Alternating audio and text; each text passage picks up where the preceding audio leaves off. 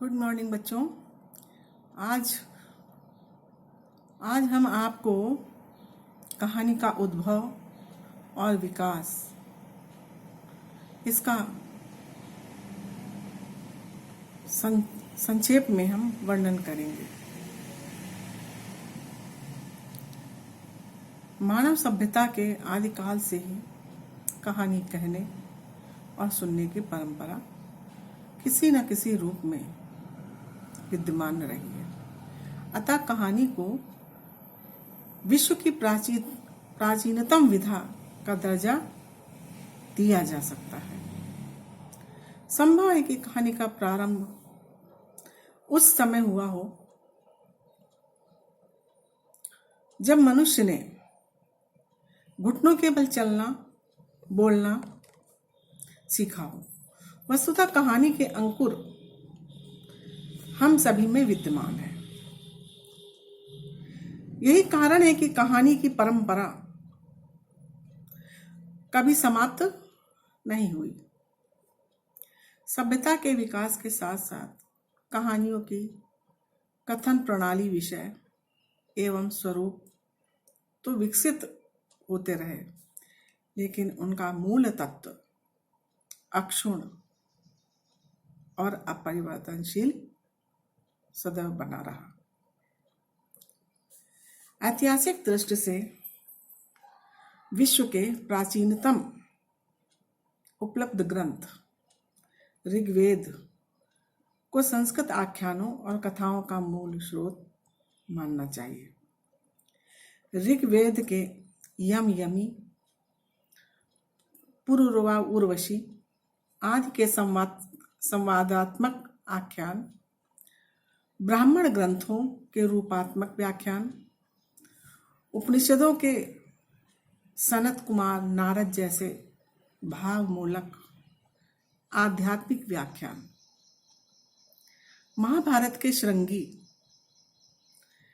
नहुष, ययाति, शकुंतला, नल जैसे उपाख्यान,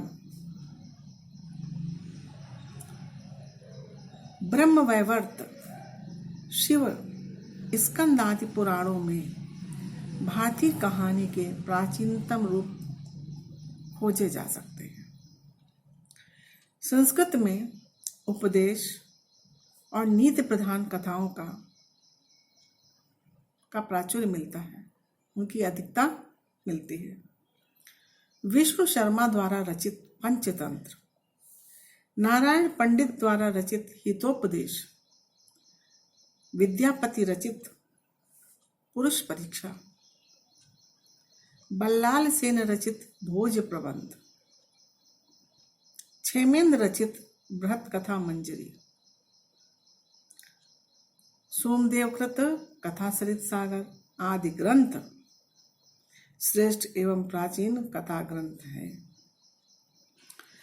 मुंज, भोज, विक्रमादित्य आदि की शौर्य एवं प्रणय गाथाओं को आधार बनाकर लिखी गई रचनाएं कहानी के ही अति प्राचीन रूप हैं।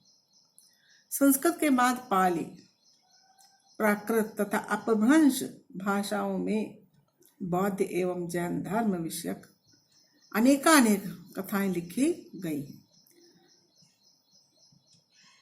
अवदान और जातक साहित्य में तो कहानियों के असीम भंडार मिलते हैं। हिंदी में आधुनिक कहानी के उदय के पूर्व संस्कृत एवं प्राकृत परंपरा से जिस कथा साहित्य का सृजन हुआ, उसका आरंभिक रूप काव्यमय था। प्राकृत भाषा में लिपिबद्ध सबसे प्राचीन कथा गुणाढ्य बृहत कथा है, जो पद्य में रचित है। ऐसे कथा साहित्य की एक परंपरा चारणों द्वारा और दूसरी कवियों द्वारा विकसित हुई, जिसमें ऐतिहासिक और पौराणिक कथानायकों के चरित्रों में काल्पनिकता का पुट दिया जाता रहा और उनके चरित्र के श्रवण से पुण्य प्राप्ति का लोभ भी दिखाया गया। कथा साहित्य की दूसरी परंपरा सूफियों द्वारा विकसित हुई, जिनके द्वारा प्रेमाख्यानक काव्यों मृगावती, मधुमालती, पद्मावत, चित्रावली, ज्ञानदीप, इंद्रावती आदि की रचना की गई। हिंदी कहानियों का तीसरा प्राचीन रूप किस्सा, वृत्तांत आदि के स्वरूप में उपलब्ध होता है। भारतेंद्र युगीन पत्र पत्रिकाएं इस प्रकार की कहानियों से भरी पड़ी हैं। सिंहासन बत्तीसी, बैताल पचीसी, माधवानल, काम कंदला, राजा भोज का सपना, कादम्बरी, शीत बसंत, रानी केतकी की कहानी, देवरानी जेठानी आदि इसी प्रकार की कहानियां हैं। इसी समय संस्कृत भाषा में भी कथा साहित्य की जो पद्धति प्रारंभ हुई वह न्यूनाधिक परिवर्तन के साथ हिंदी में भारतेंद्र युग तक चली।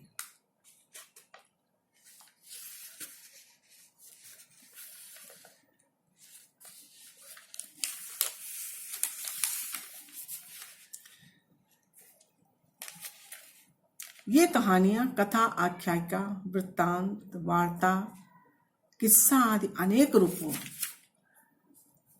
और गद्य पद्य दोनों माध्यमों में लिखी जाती थी। इन कहानियों में प्राकृतिक तथा अति प्राकृतिक तत्वों की प्रधानता रहती थी तथा भूत प्रेत, पशु पक्षी आदि भी कथा के विकास में सहायक थे। घटनाएं नितांत अविश्वसनीय और आश्चर्यजनक होती थी, जिनमें स्वाभाविकता का अभाव भी दिखाई देता था।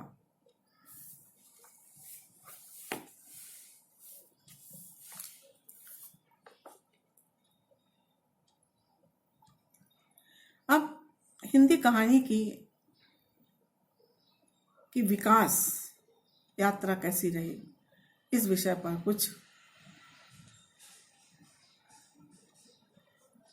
दृष्टि डालेंगे। हिंदी कहानी का विकास भी अन्य विधाओं के समान आधुनिक काल में हुआ। हिंदी कहानी का प्रारंभ सन 1900 ईस्वी के आसपास मानना उचित है, क्योंकि इससे पूर्व हिंदी में कहानी जैसी किसी विधा का सूत्रपात नहीं हुआ था। हिंदी की प्रथम कहानी कौन सी है, इस पर पर्याप्त विवाद है।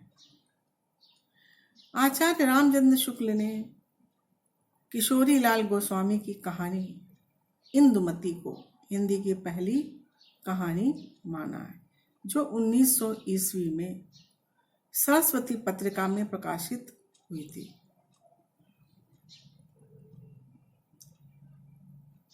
हिंदी कहानी का विकास। कथा सम्राट मुंशी प्रेमचंद को केंद्र में रख करके हिंदी कहानी के विकास को 4 भागों में बांटा जा सकता है, 4 चरणों में बांटा जा सकता है। पहला है पूर्व प्रेमचंद युग, 1900 से लेकर 1915 ईस्वी। दूसरा प्रेमचंद युग, जो 1915 से 1936 ईस्वी तक रहा है। तीसरा आता है प्रेमचंदोत्तर युग, 1936 से 1950 ईस्वी तक। चौथा है नई कहानी, 1950 ईस्वी के बाद तक की। पहला है प्रेमचंद पूर्व हिंदी कहानी, 1900 लेकर 1915 ईस्वी तक। इस काल में हिंदी कहानी अपना स्वरूप ग्रहण कर रही थी। उसकी शिल्प विधि का विकास हो रहा था और नए नए विषयों पर कहानियां लिखी जा रही थी। सरस्वती पत्रिका में प्रकाशित कहानियों ने हिंदी कहानी को एक दिशा प्रदान की और हिंदी कहानी अपने विकास पथ पर आगे बढ़ चली। सन 1909 ईस्वी में काशी से इंदु नामक पत्रिका का प्रकाशन हुआ, जिसमें जयशंकर प्रसाद की कहानियां प्रकाशित होने लगी। बाद में इन कहानियों का संग्रह छाया नाम से 1912 ईस्वी में प्रकाशित हुआ। राधिका रमन सिंह की कहानी कानों में कंगना इंदु में सन 1913 ईस्वी में प्रकाशित हुई थी। प्रेमचंद जी की कुछ कहानियां इस समय सरस्वती में छपी थी।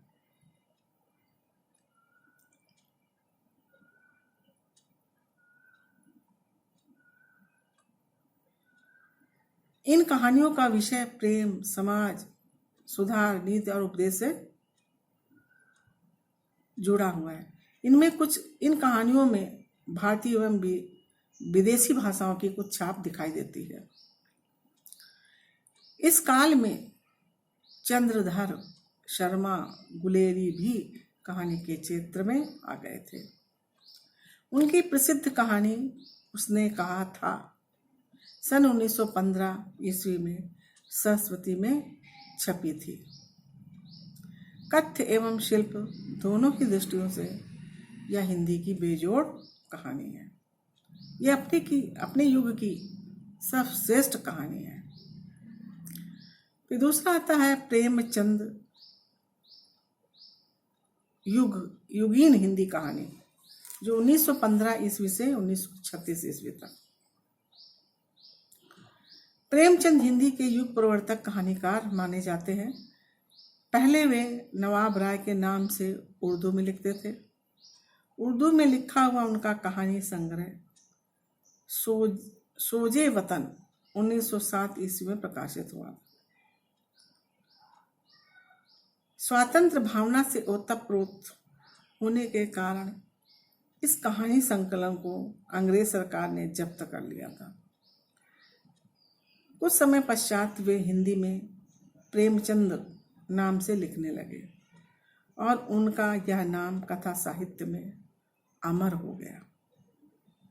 उनकी पहली हिंदी कहानी पंच परमेश्वर 1916 ईस्वी में प्रकाशित हुई थी और अंतिम कहानी कफन 1936 ईस्वी में। अतः इस काल को प्रेमचंद युग कहना समीचीन है, उचित है। प्रेमचंद जी ने कुल मिलाकर लगभग 300 कहानियों की रचना की, जो मानसरोवर के 8 खंडों में प्रकाशित हुई है। प्रेमचंद की कहानियों में विषय वैविध्य अथवा विषय की विविधता दिखाई पड़ती है। किसी अन्य कथाकार ने जीवन के इतने व्यापक फलक को अपनी कहानियों में नहीं समेटा जितना प्रेमचंद जी ने। उनकी कहानियों के पात्र हर वर्ग, धर्म, जाति के हैं। उनकी कहानियों में शोषण, रूढ़ि एवं अंधविश्वास, छुआछूत, भ्रष्टाचार, संयुक्त परिवार, व्यक्तिगत जीवन की समस्याओं का सुंदर चित्रण मिलता है। प्रेमचंद जी की प्रारंभिक कहानियां आदर्शवादी कहानियां थीं, परंतु बाद में वे यथार्थवादी कहानियां लिखने लगे। कफन और पूस की रात में उनका कथा शिल्प भी अद्वितीय है।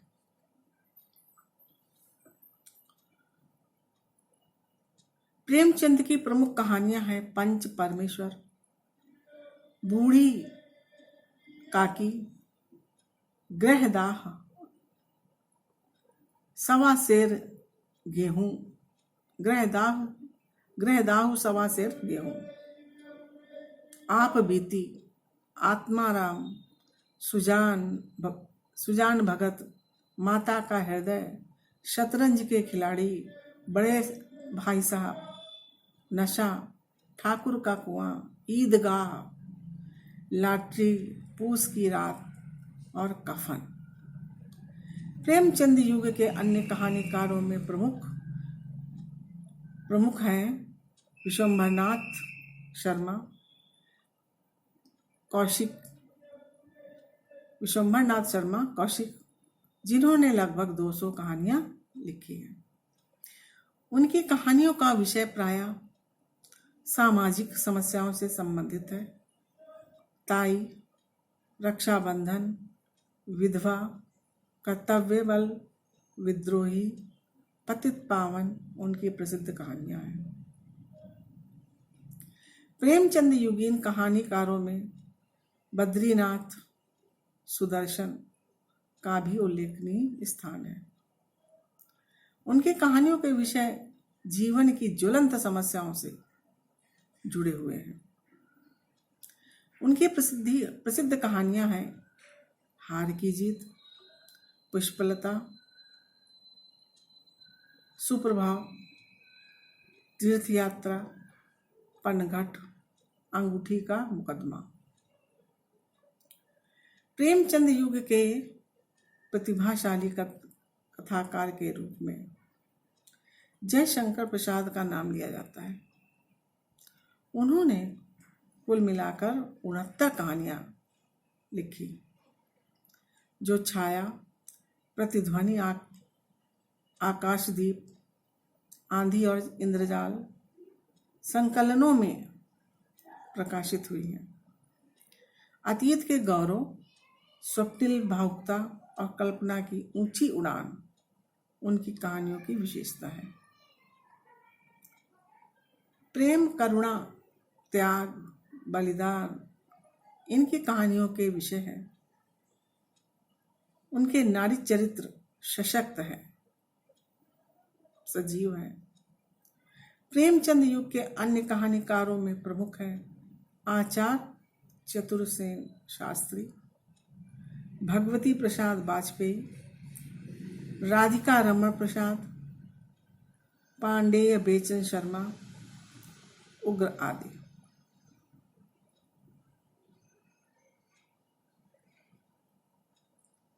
इस विवेचन के आधार पर यह कहा जा सकता है कि प्रेमचंद युग में कहानी ने अपने स्वरूप को संवारने एवं निखारने का काम किया। उसमें विषय वैविध्य एवं शिल्प सजगता का विकास हुआ है। तीसरा आता है प्रेमचंदोत्तर कहानी, सन 1936 से 1950 ईस्वी तक है।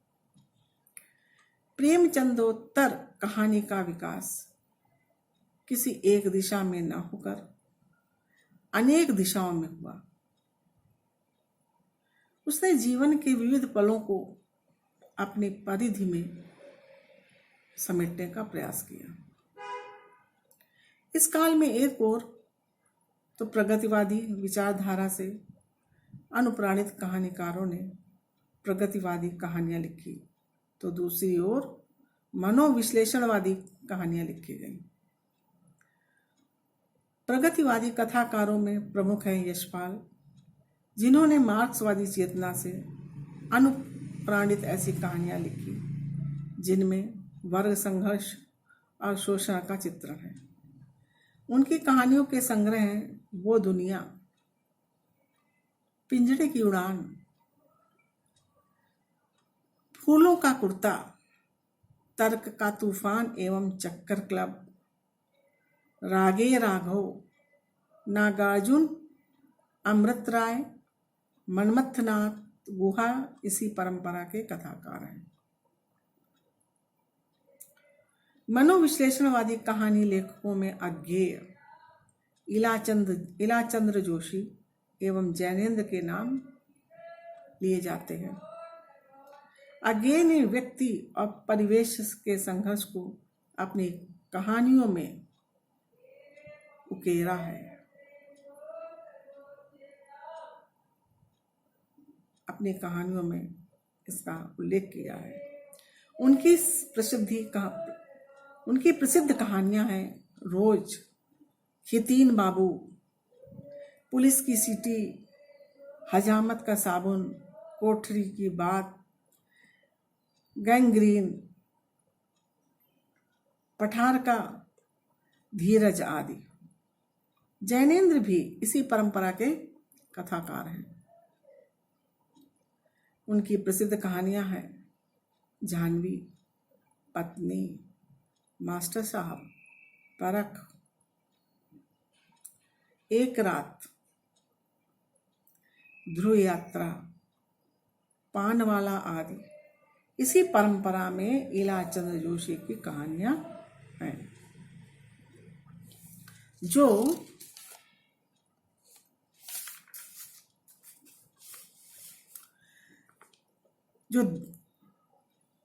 दमित काम वासना, अहम और कुंठा का चित्रण करती है। रोगी, मिस्त्री, परित्यक्ता,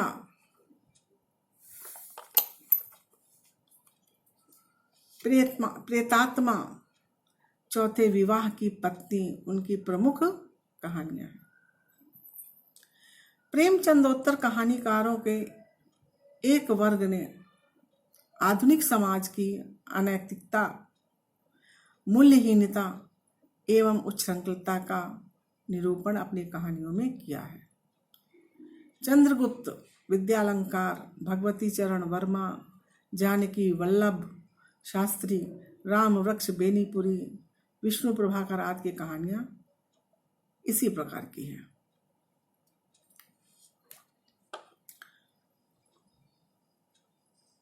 इसके आधार पर कहा जा सकता है, इस विवेचना के आधार पर कहा जा सकता है कि प्रेमचंदोत्तर और कथाकारों में मनोविश्लेषण की प्रधानता है।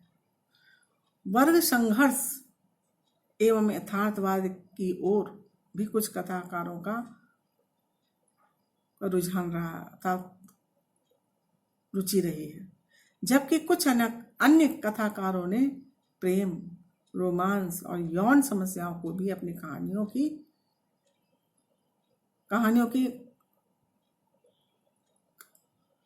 की विषय वस्तु बनाया है।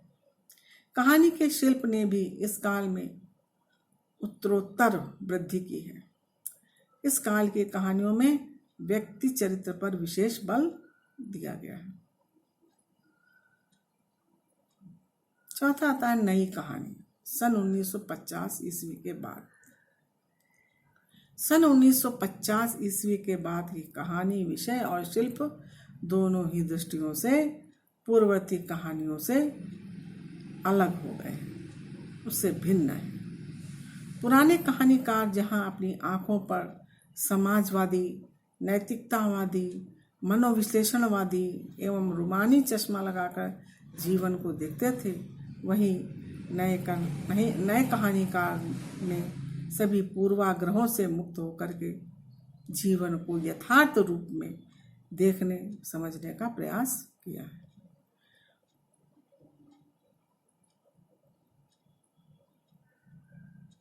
उसकी कहानी भोगे हुए यथार्थ रूप में देखने समझने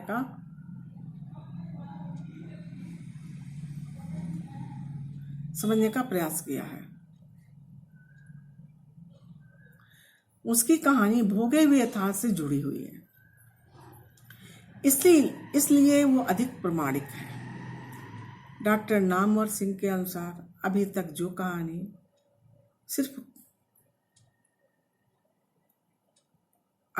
कहानी सिर्फ कथा कहती थी या कोई चरित्र पेश करती थी अथवा एक विचार को झटका देती थी, वहीं जीवन के प्रति एक भावबोध जगाती है। नई कहानी में प्रभावान्वित पर उतना जोर नहीं है जितना जीवन के संश्लिष्ट खंड में व्याप्त संवेदना पर है।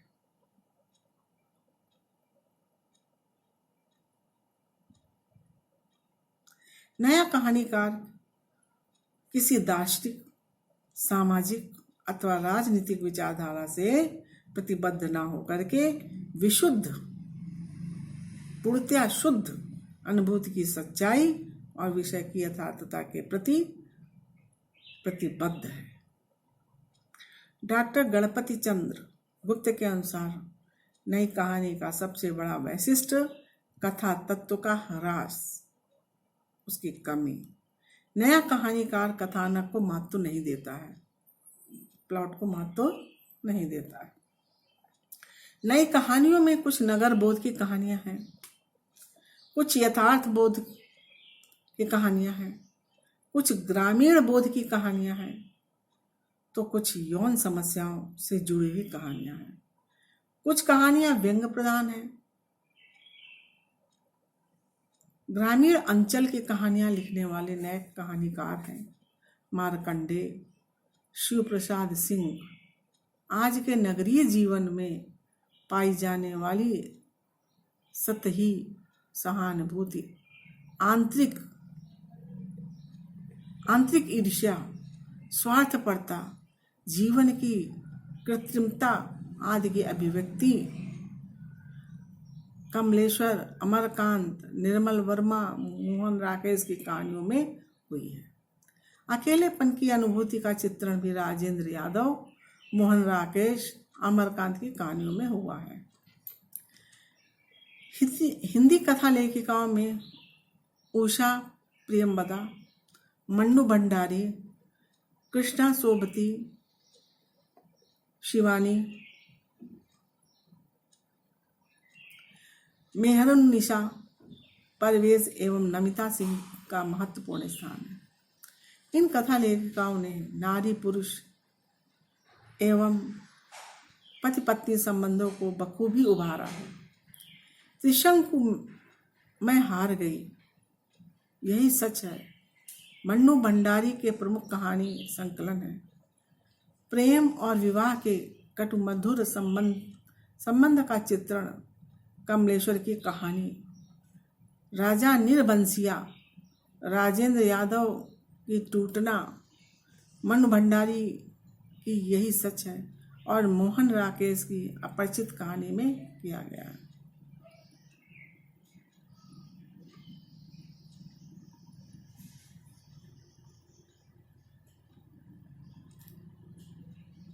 कुछ नई कहानियां उल्लेखनीय हैं, यथा जिंदगी और जोग अमरकांत के हैं, तलाश कमलेश्वर, मिसपाल मोहन राकेश, वापसी उषा प्रियंवदा। कुछ अन्य नए कहानीकार हैं रविंद्र कालिया, महीप सिंह, धर्मवीर भारती, मनहर चौहान, निर्मल वर्मा, दिनेश पालीवाल, गोविंद मिश्र, ममता कालिया, निरुपमा सेवती, दीप्ति खंडेलवाल, श्रवण कुमार, उदय प्रकाश, संजीव आदि।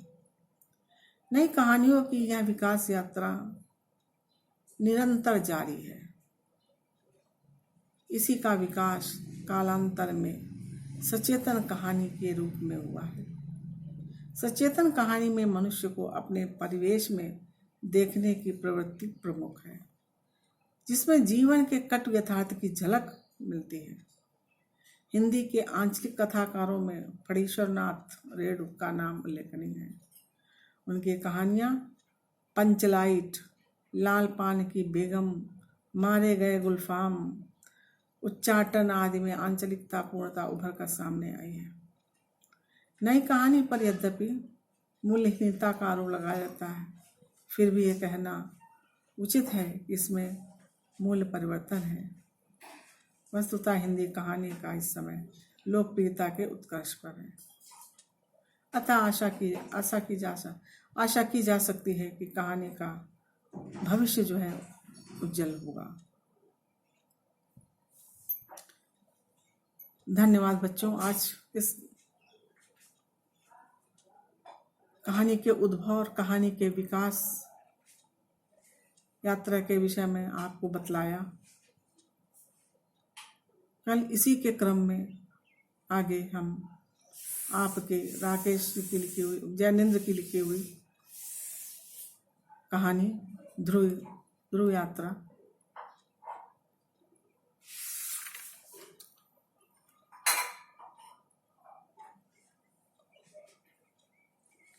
को पढ़ाएंगे।